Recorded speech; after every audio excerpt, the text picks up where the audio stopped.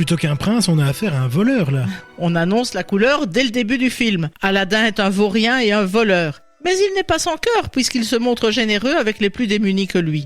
Et c'est aussi un grand rêveur. Ce palais qu'il perçoit est selon lui l'image du bonheur. Et il comprendra que la vraie richesse se trouve dans l'amitié et dans l'amour. Mais quand même, un prince voleur, c'est assez inédit. Eh bien, pas tant que ça. Le premier héros voleur est arrivé chez Disney avec Robin des Bois, ce héros anglais qui vole aux riches pour donner aux pauvres.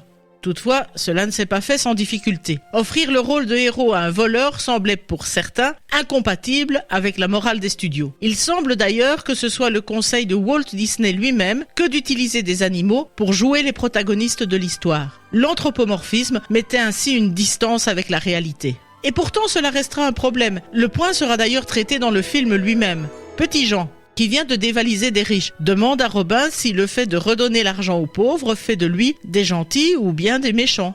Robin rétorque que selon lui, il ne dérobe pas les riches, mais emprunte leur argent pour en faire profiter les plus nécessiteux. Et d'ailleurs, les deux compères présentent ces vols comme une quête et demandent la charité à leurs victimes. Oui, enfin, il y a moins de scrupules du côté d'Aladin. Aladdin est un voleur assumé, tout comme Flynn dans Réponse. Ce charmant casse-cou est connu pour ses actions de pillage et il est même poursuivi par les gardes du palais. Et pourtant, il abandonnera tous ses principes de voleur quand il rencontrera la jolie Réponse et qu'il l'aidera à réaliser son rêve. Mais ce qui est inédit dans ce film, c'est que Flynn n'est pas le seul brigand sympathique que l'on rencontrera. Et cela permettra de les humaniser quand on se rend compte qu'honnête ou brigand, tout le monde a un rêve. Ce qui fera d'ailleurs l'objet d'un passage musical décalé.